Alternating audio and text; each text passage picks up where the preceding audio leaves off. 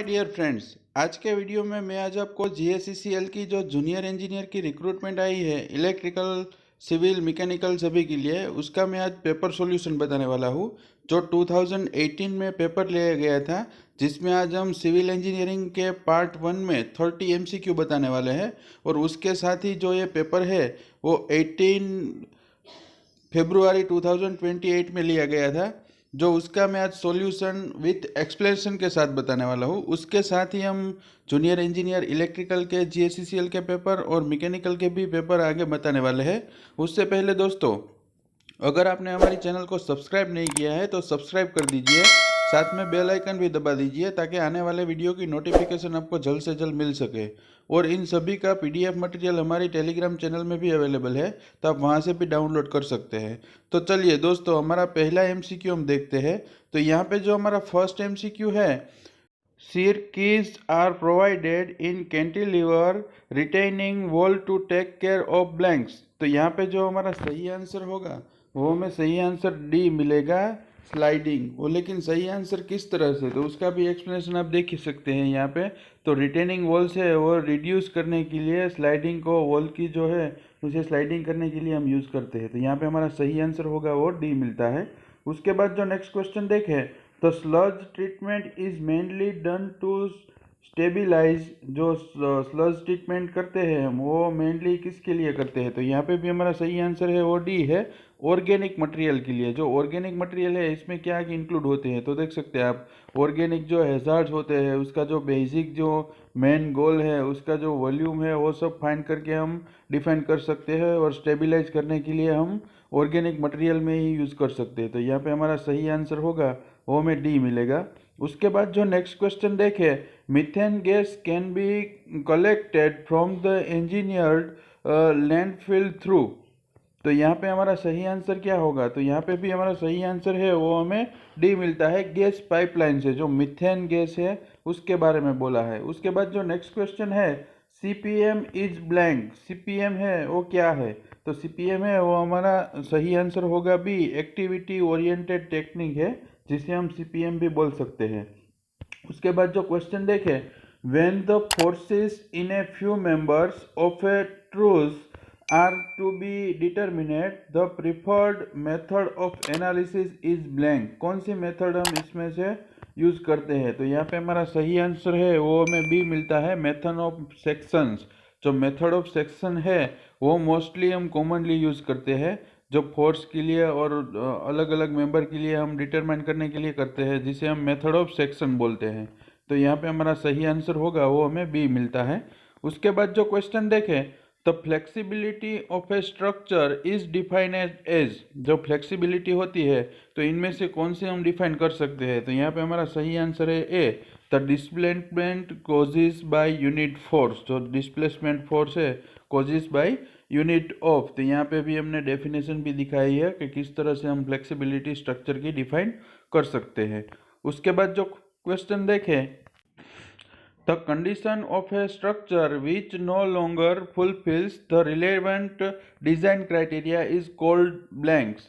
जो relevant criteria होता है उसे हम क्या बोलते हैं? तो यहाँ पे हमारा सही आंसर है वो हमें सी मिलेगा, लिमिट स्टेट उसे बोला जाता है। जो लिमिट स्टेट है उसकी कंडीशन और स्ट्रक्चर है वो डिफाइन करने के लिए या फुलफिल करने के लिए डिजाइन का क्राइटेरिया हम फाइंड करते हैं, लिमिट स्टेट। उसके बाद जो क्वेश्चन देखे, in a bituminous pavement alligator cracking is mainly due to.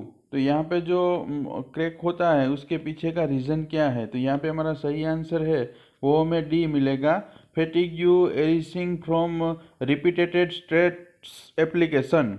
जो स्ट्रेट एप्लीकेशन है उसके लिए हम फाइंड करते हैं। तो यहाँ पे हमारा सही आंसर है वो हम देख सकते हैं, तो हमारा सही आंसर होगा, हमें डी मिलता है। उसके बाद जो नेक्स्ट क्वेश्चन देखें, the partial differential equation for the complete solution z is equal to a into e raised to x plus b log y, where a and b are arbitrary constant is of the form। तो यहाँ पे आपको एक arbitrary function दिया है, partially differential equation, और इसके साथ ही आपके यहाँ पे चार ऑप्शन है। तो यहाँ पे जो है वो पूरा मैथ्स का ही सॉल्यूशन है और मैथ्स का ही इक्वेशन है। अगर आपको मैथ्स अच्छी तरह से आता है तो आप इस इक्वेशन को इजीली फाइंड कर सकते हैं। तो यहाँ पे हमारा जो सही आंसर होगा वो हमें बी मिलेगा, z is equal to del Z divided by del X plus Y log Y del Z into del Y. तो यहाँ पे हमारा सही आंसर होगा वो हमें बी मिलेगा। वो बेसिक मैथमेटिक्स का जो सिलेबस में टॉपिक्स है उसके रिगार्डिंग एक क्वेश्चन है। उसके बाद जो क्वेश्चन देखें, for torsional reinforcement side face reinforcement with torsion shall be provided along the two sides if the depth of web of beam exceeds blank। तो यहाँ पे जो बीम्स की लेंथ होती है वो कितनी होगी? तो यहाँ पे हमारा सही आंसर है वो हमें डी मिलेगा, 450 mm जितनी होगी वो जो एक्सिस लेंथ है उतनी होगी। तो यहाँ पे भी आप एक्सप्लेनेशन भी देख सकते हैं कि किस तरह से बीम एक्सटेंडिंग तो डेप्थ फाइंड करते हैं और उसकी जो ओवरऑल डेप्थ कितनी होती है वो किस तरह से फाइंड करते हैं, यहाँ पे आप एक्सप्लेनेशन में आप फाइंड कर सकते हैं और देख भी सकते हैं। उसके बाद जो क्वेश्चन देखें, तो extra widening required for a two-lane national highway at a horizontal curve of radius 30 m, considering a wheelbase of 8 m and a design speed of 100 km/h is blank। तो कितनी होनी चाहिए? तो यहाँ पे हमारा सही आंसर है वो हमें ए मिलेगा 0.82 m। लेकिन वो किस तरह से मिलता है? देखिए यहाँ पे मैंने एक्स्ट्रा विंडेनिंग है उसका इक्वेशन क्या है, तो यहाँ पे आप देख सकते हैं जो इसका इक्वेशन है और उस इक्वेशन में आप वैल्यू डालेंगे, आपको दी हुई है वो सब। तो यहाँ पे आपका सही आंसर मिलेगा वो 0.82। आपका जो एक्सप्लेनेशन है कैलकुलेशन है वो सबके हिसाब से यहाँ पे सभी क्वेश्चन आंसर दिए गए हैं। उसके बाद जो क्वेश्चन देखें, radial stress in a thin spherical pressure vessel is blank. तो यहाँ पे जो हमारा सही आंसर है वो हमें डी मिलेगा, जो प्रेशर विसल इज जीरो होगी। कितनी होगी? तो जीरो। तो यहाँ पे आप देख सकते हैं एक्सप्लेनेशन भी हमने दिया है। तो एक्सप्लेनेशन में सिलिंड्रिकल पार्ट हो या स्फेरिकल पार्ट हो, उसका जो प्रेशर होता है वो प्रेशर गेज से हम फाइंड कर सकते हैं, तो वो हमें जीरो मिलेगा। उसके बाद जो क्वेश्चन देखें, तो analytic function w is equal to F of Z is equal to U plus I V was real part u is equal to E raise to X sine Y is given by. तो यहाँ पे आपके सामने चार option है, जो u is equal to E raise to X sine Y है, तो वो क्या मिलेगा? तो यहाँ पे हमारा सही आंसर है वो हमें ए मिलेगा, minus I into E raise to Z. यहाँ पे हमारा सही आंसर होगा वो हमारा ए होगा। ये भी हमारा मैथमेटिकल का ही इक्वेशन है। अगर मैथमेटिक्स थोड़ा बहुत आप कर लेंगे तो आपके 3-4 मार्क्स है वो कंप्लीटली आ जाएंगे। उसके बाद जो क्वेश्चन देखें, in which of the following footing of equal width the vertical stress extends to a large depth below its base. जो कितनी लेंथ होगी? तो यहाँ पे हमारा सही आंसर है वो हमें डी मिलता है, सर्क्यूलेट फुटिंग है वो हमारा सही आंसर होगा। उसके बाद जो क्वेश्चन देखें, in the intersection method of plane table surveying the number of station needed to be set of are blanks. जो कितने सेटअप्स की रिक्वायरमेंट होगी? तो यहाँ पे हमारा सही आंसर है वो हमें बी मिलेगा, 2 सेटअप्स की रिक्वायरमेंट होगी। जो कोई मेथड है यहाँ पे जो लोकेट करने के लिए और प्लॉटिंग करने के लिए हमें 2 रो चाहिए, उसके लिए हमें 2 स्टेशन की रिक्वायरमेंट होगी। उसके बाद का जो क्वेश्चन देखे, तो यहाँ पे हमारा नेक्स्ट क्वेश्चन है, in the Bernoulli equation used in pipe flow each term represents blank. जो बर्नौलीन इक्वेशन हम यूज करते हैं तो वो क्या दिखाते हैं? तो यहाँ पे हमारा सही आंसर होगा वो हमें बी मिलेगा, एनर्जी पर यूनिट वेट। लेकिन वो किस तरह से? तो बर्नौलीन इक्वेशन मैंने यहाँ पे दिया हुआ है, देखिए यहाँ पे बर्नौलीन इक्वेशन है, उस इक्वेशन के हिसाब से आप देखेंगे तो आपका जो एनर्जी पर यूनिट है, एनर्जी पर यूनिट वेट वो दिखाता है। तो इसलिए हमारा सही आंसर होगा वो हमें बी मिलेगा, जो सभी टर्म्स है वो एनर्जी पर यूनिट वेट दिखाते हैं। उसके बाद जो क्वेश्चन देखें, if a lacing is to be designed to carry an axial load of 400 kilo newton then the transverse shears to be registered by the lacing will be।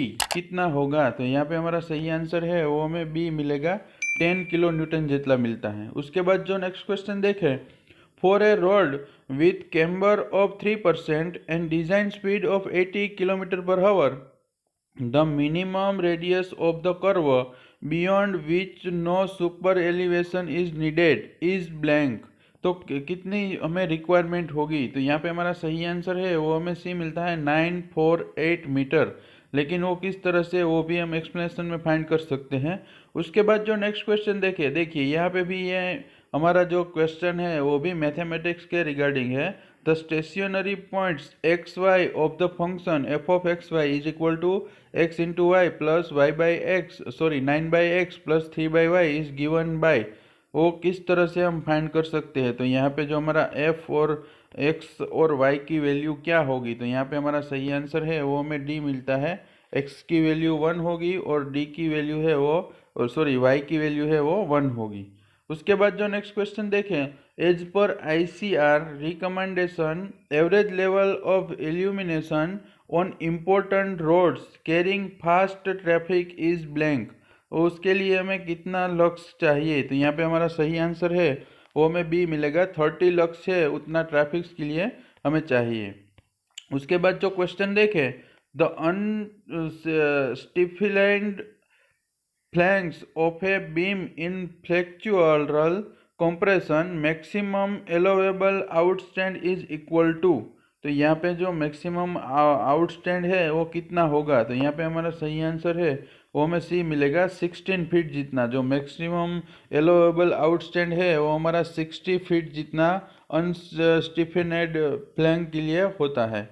उसके बाद जो question देखें, तो यहाँ पे जो नेक्स्ट क्वेश्चन है देखिए वो भी हमारा 30 क्वेश्चन में हमारा चौथा क्वेश्चन ऐसा है जो मैथमेटिक्स के रिगार्डिंग है। तो मैंने दोस्तों पहले ही बोला था मैथमेटिक्स अगर आप कर लेंगे तो आपके 4 से या 5 मार्क्स तो कवर ऐसे ही हो जाएंगे। तो यहाँ पे जो हमारा क्वेश्चन है, given u of t is a unit step function f of u of t e raised to t is equal to कितना होता है, जो ये भी है वो हमारा इक्वेशन ही है।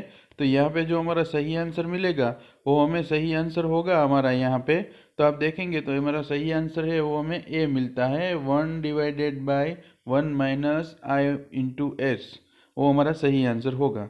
उसके बाद जो क्वेश्चन देखें, one of the efficient method of stiffening the foundation of the existing building is, कौन सी मेथड है वो एफिशिएंट मेथड है इनमें से, तो यहाँ पे हमारा सही आंसर है वो हमें ए मिलेगा। अंडर पिनिंग प्रोसेस है वो एफिशिएंट है, सबसे बेहतरीन मेथड स्टिग्नेथिंग के लिए यूज़ की जाती है। तो यहाँ पे आप एक्सप्लेनेशन भी देख सकते हैं। और उसके बाद का जो हम क्वेश्चन देखें, if for our unit hydrograph of a basin can be approximated as a triangle with a base period of 48 hours and a peak coordinate of 20,000 metre cube per second, then the area of the basin is, कितना area होगा, तो यहाँ पे हमारा सही answer होगा वो हमें सी मिलेगा 1728 किलोमीटर स्क्वायर। लेकिन वो किस तरह से मिलता है वो आप इस इक्वेशन से फाइंड कर सकते हैं। यहाँ पे जो हमें इक्वेशन दिया गया है वो हमें एरिया फाइंड करना है ए, तो ए हमारा है बेसिन्स का एरिया, तो वो कितना होगा, तो इक्वेशन में आप वैल्यू डालेंगे तो इस तरह से आप फाइंड कर सकेंगे। तो आपको पूरा एरिया है वो इस तरह से मिलेगा, A is equal to 1728 kilometre square. तो यहाँ पे हमारा सही आंसर होगा वो हमें सी मिलेगा। उसके बाद जो क्वेश्चन देखें, if a structure is statically indeterminate to second degree then maximum number of plastic hinges required to render the structure mechanic is blank, कितना चाहिए, तो यहाँ पे हमारा सही आंसर है वो हमें सी मिलेगा 3। कितना चाहिए हमें, तो 3 जितना हमें चाहिए। लेकिन उससे पहले आपको आपका बेसिक कंसेप्ट भी क्लियर करना चाहिए, तो मैंने बेसिक कंसेप्ट क्लियर करने के लिए यहाँ पे दिया हुआ है और यहाँ पे इस इक्वेशन से आप फाइंड कर सकेंगे n is equal to d s plus 1। तो डी एस हमें दिया गया है कितना, सेकंड डिग्री दिया गया है और +1 है, सेकंड +1 इज इक्वल टू 3। तो यहाँ पे जो हमारा सही आंसर मिलता है वो हमें 3 मिलता है। यहाँ पे डी देखिए हमें दिया गया है 2, तो यहाँ पे हमारा सही आंसर होगा वो हमें सी मिलेगा 3। उसके बाद जो क्वेश्चन देखें, engineering system of disposal of domestic waste means blank. जो इंजीनियरिंग सिस्टम में डिस्पोजल करते हैं हम डोमेस्टिक वेस्ट को, तो उसे क्या बोलते हैं? तो यहाँ पे हमारा सही आंसर होगा वो हमें सी मिलेगा, dumping, spreading and covering with soil on A daily basis. हम रोज के रोज हम डंपिंग करते हैं, स्प्रेडिंग करते हैं और कवरिंग भी करते हैं सोइल को।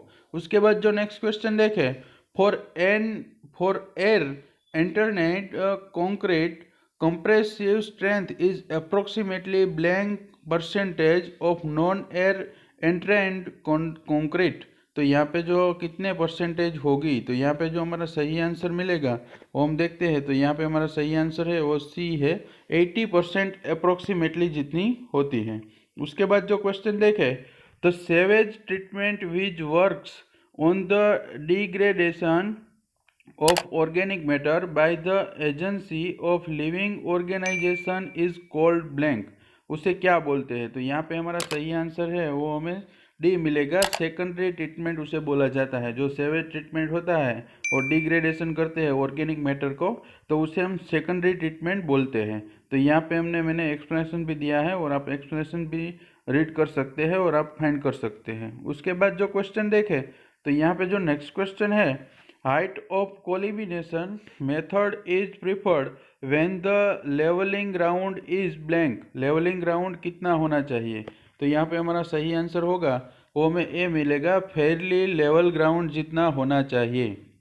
उसके बाद वो कोलिमिनेशन मेथड है उसके बारे में मैंने यहाँ बताया है। तो आप देख सकते हैं जो कोलिमिनेशन मेथड है वो किस तरह से वर्क करती है और उस मेथड क्या है, उसका भी एक्सप्लेनेशन आप रीड कर सकते हैं, फिर भी आपको थोड़ा बहुत बेसिक आपको क्लियर हो जाए। उसके बाद जो क्वेश्चन देखें, which method of water proofing is use in the wet areas of toilets. Toilets में हम कौन सी मेथड का यूज़ करते हैं जो वेट्स एरिया में फाइंड करते हैं वो? तो यहाँ पे हमारा सही आंसर है वो हमें ए मिलेगा, सीमेंटेनियस वाटर प्रूफिंग। जो सीमेंट की बनी होती है और वाटर प्रूफिंग होती है, उसी ऐसी मेथड है वो फाइंड कर सकते हैं। तो दोस्तों मैंने यहाँ पे आज आपके इस वीडियो में सिविल इंजीनियरिंग के 2028 का पेपर सॉल्यूशन जूनियर इंजीनियर का 30 क्वेश्चन पार्ट 1 में बताया है और उस नेक्स्ट 30 क्वेश्चन हम पार्ट 2 में बताएंगे। तो अगर आपको दोस्तों हमारा वीडियो पसंद आए तो उसे लाइक करें, शेयर करें और अपने दोस्तों के साथ शेयर करें और हमें कमेंट भी भेजिए ताकि ऐसे वीडियो बनाने के लिए हमें मोटिफिकेशन मिलता रहे। Thank you for watching my video. Thank you so much.